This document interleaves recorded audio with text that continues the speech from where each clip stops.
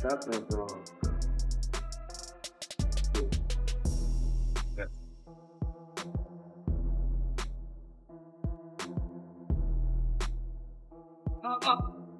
Jab again. Again. Again.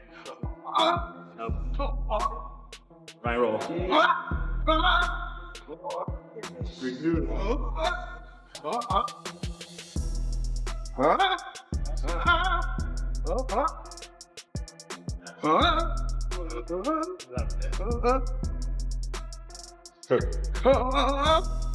roll.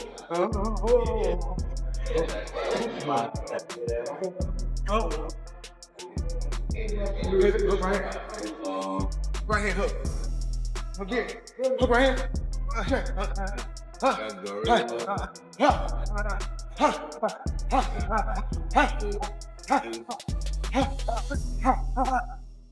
At 49 years old, Floyd Mayweather is seen in newly released training clips, displaying remarkable quickness and sharp, controlled bursts of power during demanding workouts in the gym.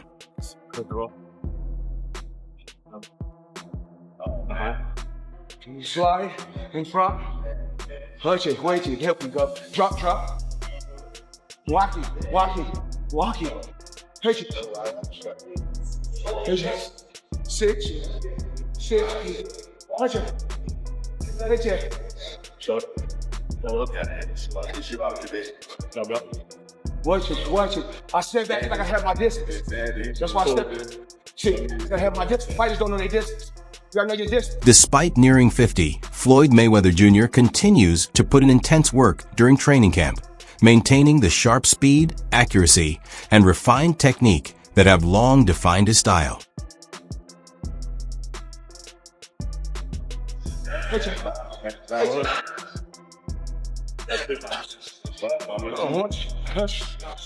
Again, touch the gun.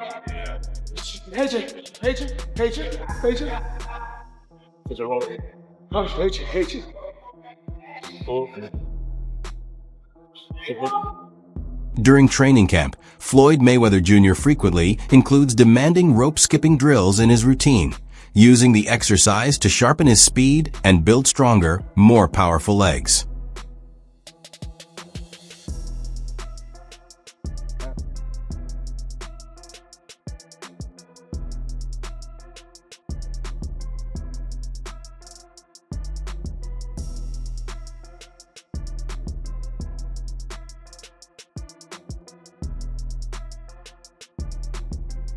Johnny Nelson says that Floyd Mayweather Jr. still appears quicker, more powerful, and sharper than Mike Tyson, even looking younger as he works the heavy bags inside the ring. Still got the run craft. It's like me getting in the ring with a 14-year-old kid that doesn't know half as what I know, but he's got the pace, he's got the movement.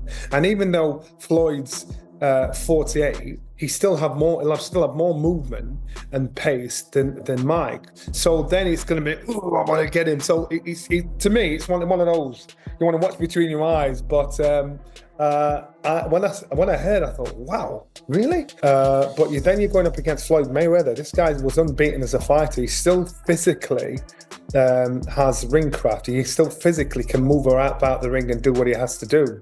I think for Mike Tyson, he's going to be very frustrated. He will want to lay a shot on him to get rid of him, but unfortunately, you slow down. Father Time gets the better of us all. And even though I think when it comes to a fan's favourite, I'm quite sure most of the fans I'd love to see Mike Tyson put Floyd in his place, and that's probably what will be the attraction as well. But you've got to remember, Mike Tyson's 59 years old. You've got to remember, Floyd Mayweather is still hitting the bag in the gym. He's still moving around, even though he's 48 years old.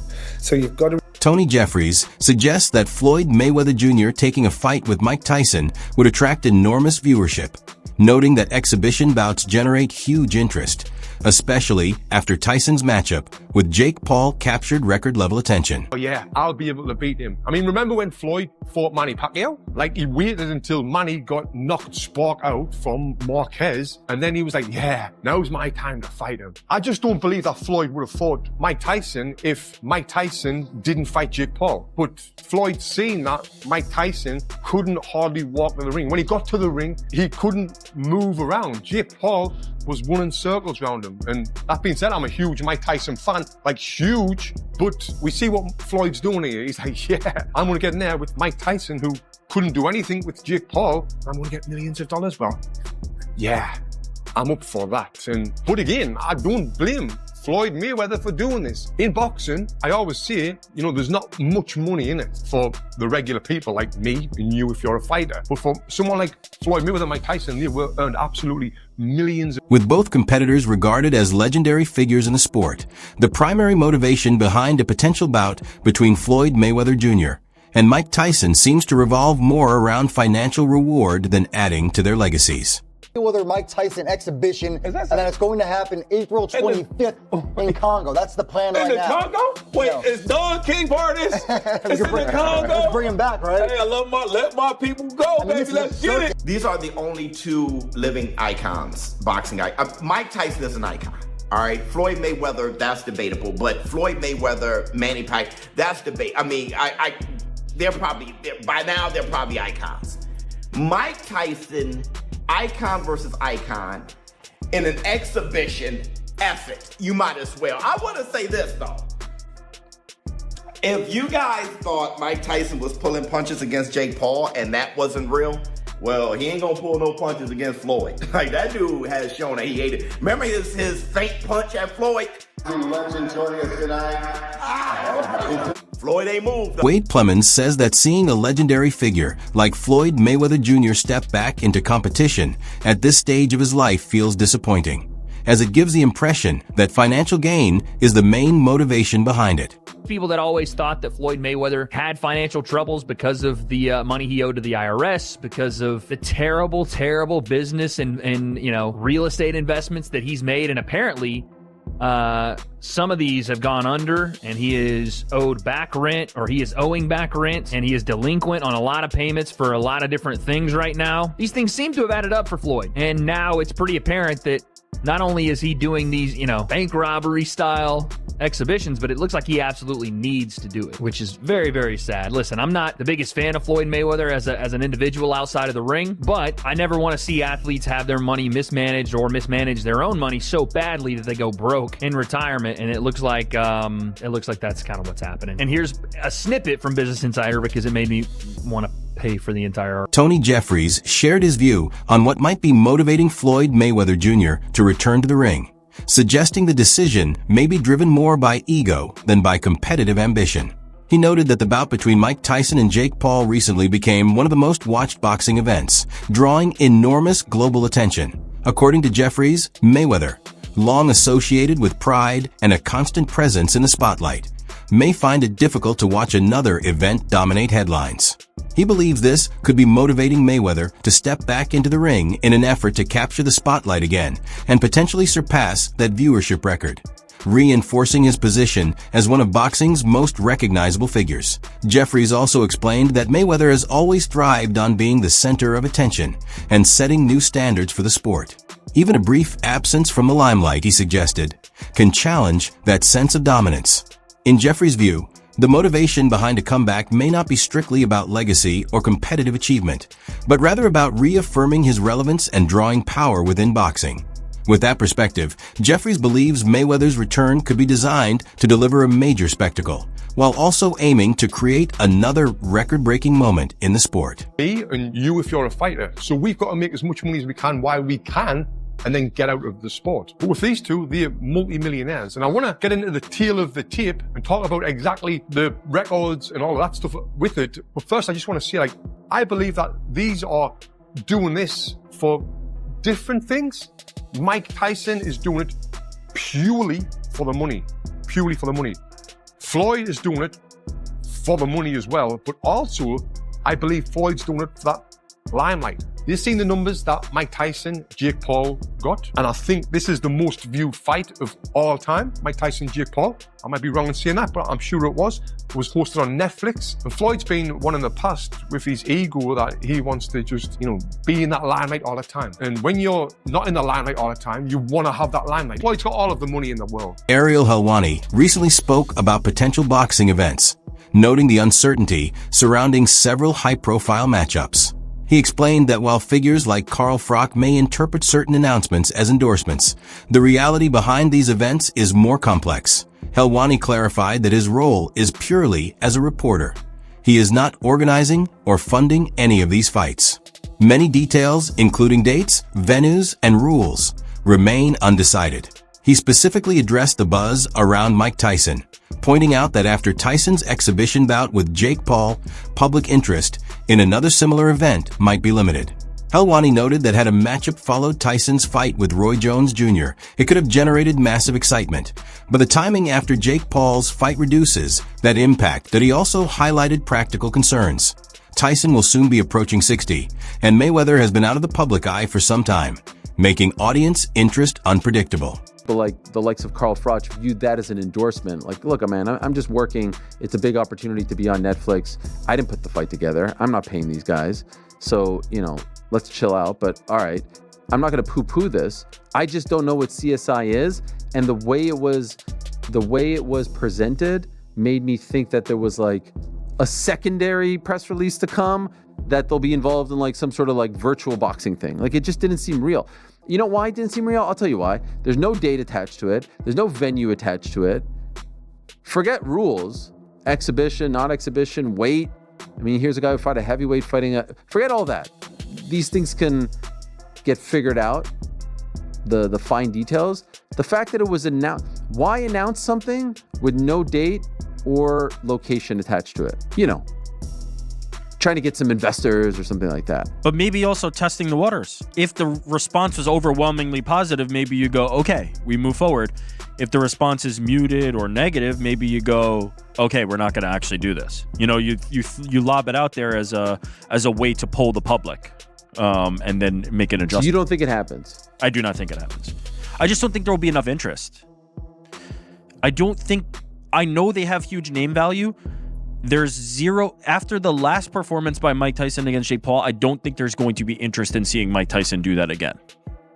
I think if this match was made on the heels of Mike Tyson versus Roy Jones Jr., I think this would be blockbuster. I think people would be falling over themselves to consume. Plemons, representing Floyd Mayweather Jr., firmly rejects any claims that Floyd is in financial trouble, dismissing reports suggesting he owes $54 million.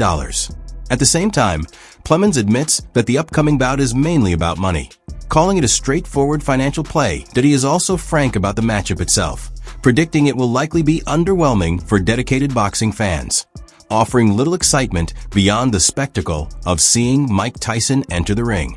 Plemons recalled the past between Tyson and Mayweather, noting that Tyson once labeled Floyd a small little angry man.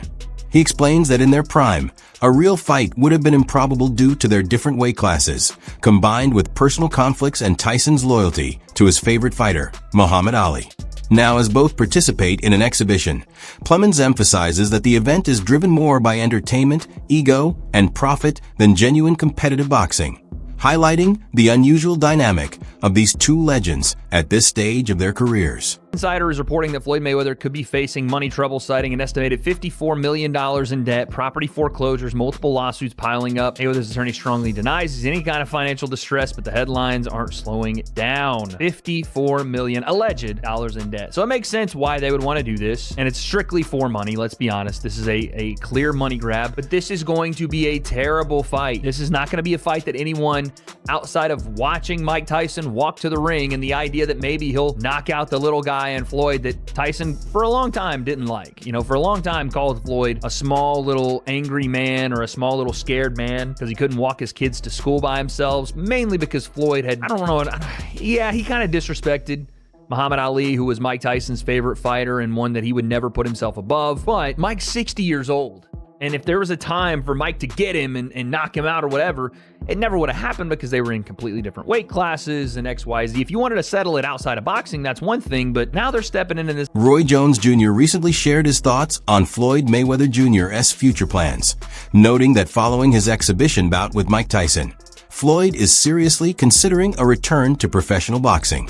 Jones highlighted that the prospect of a rematch with Manny Pacquiao is gaining traction, as both fans and analysts continue to push for it. He explained that many critics still feel their first fight left unresolved questions, making a proper rematch long overdue.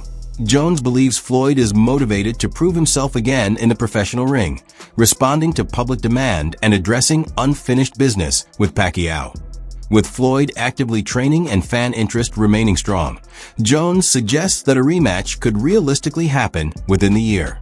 The boxing community is eagerly watching, knowing that another clash between these two icons would be a historic event and a chance to settle lingering debates once and for all. Pacquiao loved me as a ref too. They both did. But you've done a lot of Floyd fights. And I've done a lot of Manny Pacquiao fights. Matter of fact, at one point in time, I had done more Pacquiao fights than I had done Floyd fights. Really? Yes. Wow. I mean, they were close neck to neck, but... Do you know how many? How many Floyd fights have you done? Well, I did, because I did a lot of his exhibition fights after he retired. And believe it or not, I could negotiate how much I make on those exhibition fights, whereas on the professional fights, the commission made that decision. So there's no favoritism, Floyd, you just... That's right. And the other thing that made me favorites, on certain fights, our commission will give each camp the name of 3 referees and say, pick one. It don't mean this is the one you're gonna get. And then they'll give them the name of 5 judges and say, pick 3. Don't mean that what you pick you're gonna get. I got but you. at least they're getting, the commission is getting their voice as to who they choose. And after a certain amount of time, if Kenny Bayless' name keeps coming up, then that says something like about my he work. reps. Yeah. That says something about my work in the ring. Roy, you ever had a chance to pick a ref or petition for a ref? I have had a few chances to accept or deny. And there have been several times I have denied because I felt like the referee was more into the other guy or was more into the other guy's promotional team. You remember that ref? I do remember a few of them, but I'm gonna tell you like this, I ain't gonna call no names because, you know, I don't like to drop no salt. But in the second Bernard Hopkins fight, this referee, I could tell right away, was for that side and not this. Completely. But you've got to remember, these guys are individuals, their fathers, their brothers, or whatever, and they still want to earn a massive chunk of money. Where's Mike Tyson? Whatever they're getting paid. Where's Mike Tyson at 59 going to earn this kind of money? Where's Floyd Mayweather at this time of life going to make this kind of money? It doesn't matter what we say about legacy. These guys are still going to live. These guys are still thinking, you know what, I'll take the heat, I'll take the criticism, but you know what, my bank account's all right, my family's all right. And I know it's crude, and I know it takes the shine off it, but that's real talk. So these guys are now in a position where where people want to pay them a lot of money to fight each other. It's against somebody they don't like. So again, ego's going to get the better of common sense. With Mike, as far as I'm concerned. Ariel Helwani recently voiced a strong opinion on the upcoming fight, describing it as unnecessary and something he personally does not want to see. He raised serious concerns about the dangers involved, pointing out that both fighters are well past their prime. Helwani stressed that entering the ring at this stage carries inherent physical risks. While fans may be curious, he warned that the matchup places spectacle above safety. His comments highlight a wider debate in boxing over whether nostalgia-driven events are appropriate when the health of the participants could be jeopardized. Today's economic times, there's economic challenges. These corporations and companies, they're looking to make profit. And if they put out a pay-per-view, and a lot of people, another thing is the fighters. I'm blaming the fighters too, because there's a lot of guys, they're not bigger than the fighters of yesteryear. That's why you can have a Floyd Mayweather and a Mike Tyson whose brands are so big. This is going to be a big fight. It's going to be, just because it's a freak show, circus fight, whatever you want to say. Some people are going to be mad at it. I don't want to see it, blah, blah, blah. But the curiosity is always going to get the best of the masses, especially if they put this on Netflix or Amazon or whoever, right? And that's the reality. A lot of these new fighters, Gen Z fighters, people under 30, they're not marketing themselves, where everybody sees a picture of Shakur Stevenson or Keyshawn or Virgil Ortiz and know who that person is, right? Versus past fighters, everybody, at least at the time, they would have known who Mike Tyson was. They would have known who Roy Jones Jr. was, Floyd Mayweather, Manny Pacquiao, right? That's the reality of it. So that's how we got here. That's definitely how we got here. And then the other thing is piracy, people being cheap and not wanting to pay for great fights that we've had that have come with a paywall. And then now these companies see that and they're like, we're going to get our money one way or the mother effing other. There's more than one way to skin a cat. And that's the reality of it. So now when we get these freak show fights, they've already seen that YouTubers and influencers. That wraps up today's video. Thanks for watching, and we'll see you next time.